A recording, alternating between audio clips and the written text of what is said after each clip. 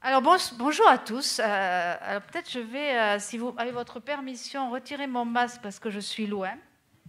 Voilà, je suis tellement contente de vous retrouver que voilà, c'est des circonstances très particulières. Alors cette année, on a vraiment beaucoup limité le nombre de présences sur site, mais on ne pouvait pas tout lâché. On a repoussé la date mythique de la dernière semaine d'août.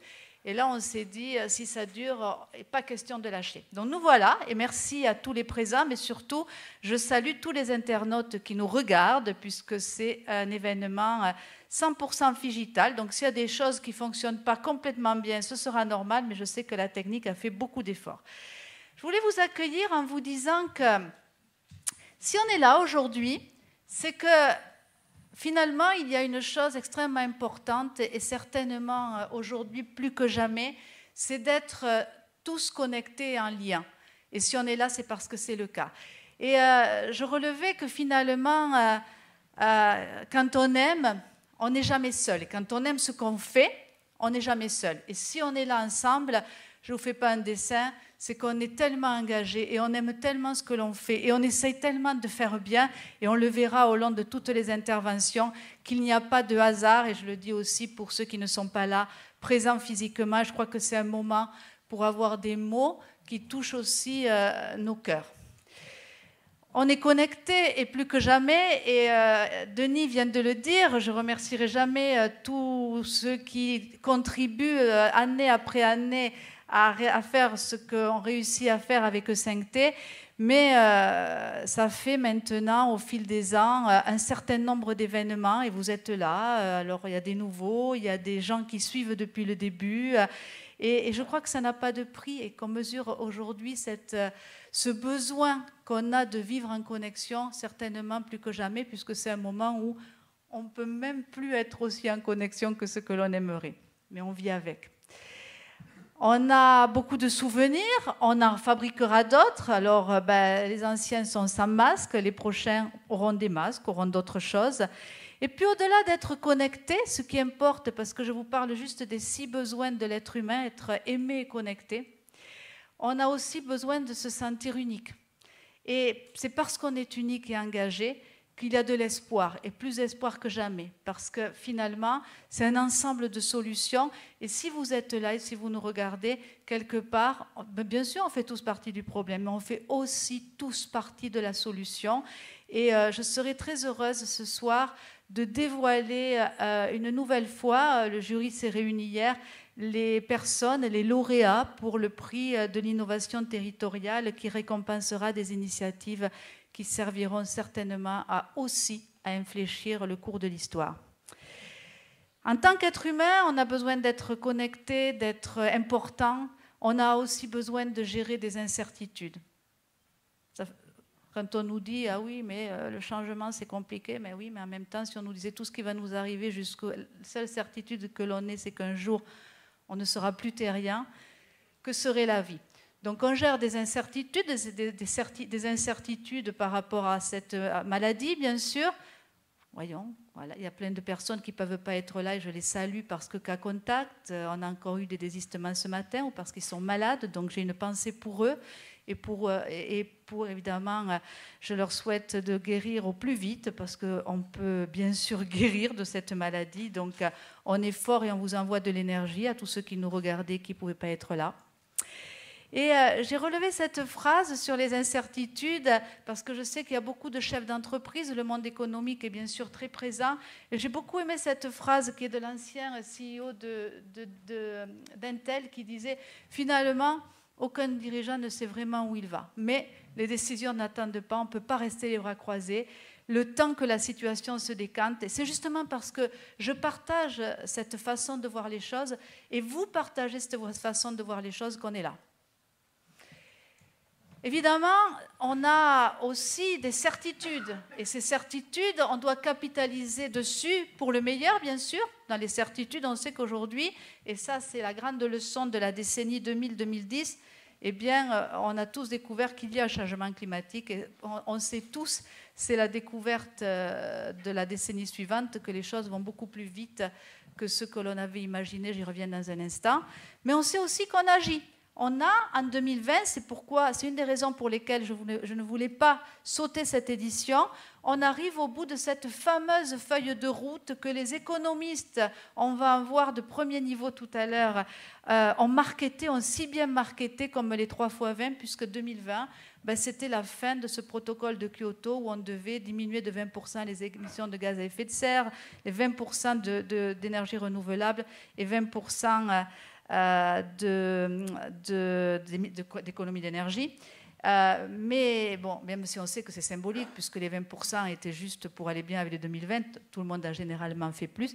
Et on sait qu'on démarre, depuis cette année 2020, une nouvelle feuille de route jusqu'à 2030 qui a été présentée par l'Union européenne, et que c'est le temps de la construction du monde de post-carbone. C'est pour ça qu'on est là, parce qu'on a besoin de souffle, même si on a moins d'air que jamais, et on a besoin d'aller vers ces nouveaux horizons, et on verra que c'est possible.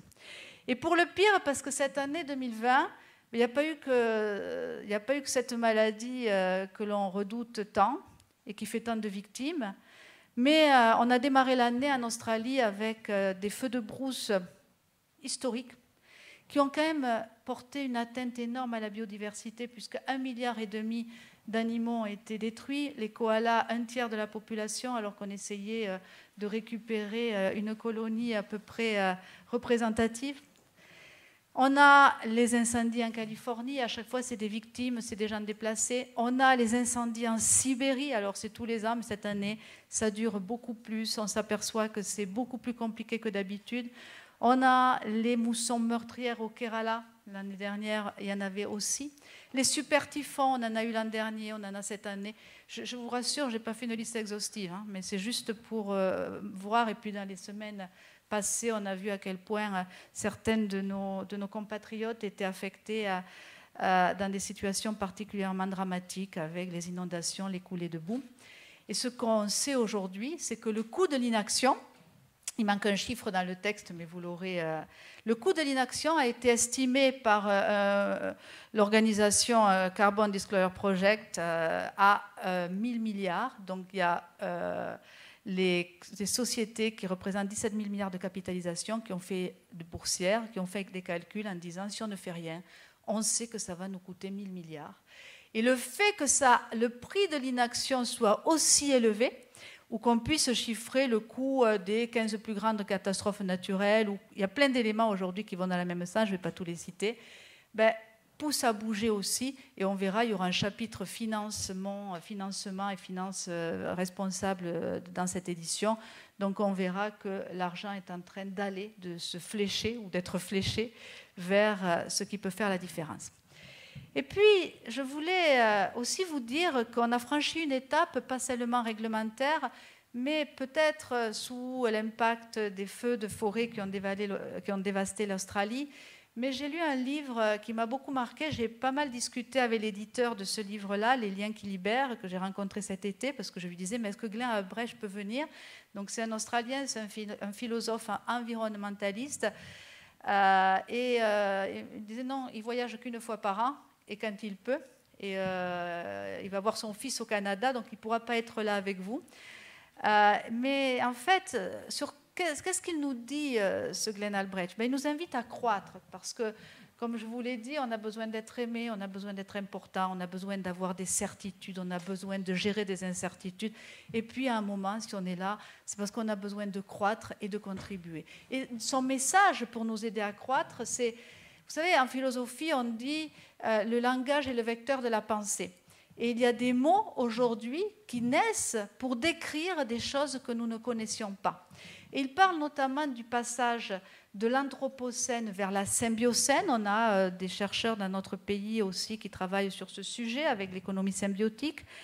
Et il nous dit, quand on ressent des émotions de tristesse, de dévastement face à un endroit de la Terre qui a été détruit, eh bien, on ressent la solastalgie. Et la solastalgie a fait son entrée dans le dictionnaire depuis l'an dernier.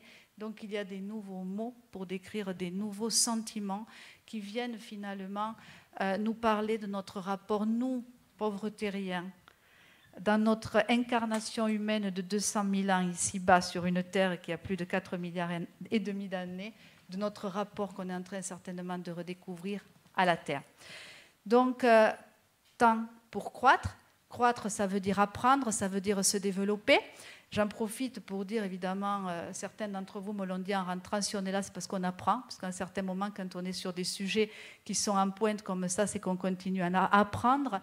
Et E5T multiplie les initiatives. On n'a pas pu faire tous les événements que l'on souhaitait cette année, mais on lance l'école des hautes études de la transition énergétique avec l'IPAG pour continuer en Executive Education à former toutes les personnes qui ont envie de s'engager davantage, parce que, évidemment, pouvoir passe par savoir aussi. Et puis, évidemment, quand on arrive à notre 6e besoin, il n'y a pas de doute là-dessus, on a tous besoin de contribuer. Seul, évidemment, on peut faire peu, mais quand on ajoute les bonnes volontés et qu'on les additionne, la somme n'est pas arithmétique. Et je crois que si on est là, on en est tous convaincus. Et je terminerai mon propos en vous disant que je suis d'autant plus touchée cette année de voir que les personnes qui nous accompagnent depuis tant d'années sont présentes. À nouveau, si elles ne sont pas là physiquement, elles sont à distance. Et pour saluer toujours saluer la bienveillance avec laquelle on est accueillis à La Rochelle. Et donc, bonjour Monsieur le maire, bonjour Jean-François Fontaine qui est là toujours pour nous. Bonjour Françoise Coutan, qui est vice-présidente de la région. La pauvre, elle a fini sur un vélo hydrogène l'an dernier, donc ayez conscience que, mais Jean-François aussi, hein, ayez conscience que ce vélo hydrogène a fait des petits, puisque vous pouvez être fiers. Ici, dans le territoire, vous avez déjà annoncé hier en avant-première qu'il y aurait 10 ans d'avance sur le plan européen pour rendre le territoire zéro carbone. Et je pense que cette émulation-là, elle vient aussi parce que tous les ans, il y a tellement de personnes qui se mobilisent et tellement de fierté à présenter ce que l'on voit. Et on voit des choses extraordinaires ici. Et je crois que La Rochelle et la région est en train de consolider ce rôle de leadership qu'il a eu par le passé et pour lequel on souligne toujours La Rochelle. Je terminerai mon propos en vous remerciant à nouveau infiniment et en vous souhaitant de bonnes universités à tous. Merci.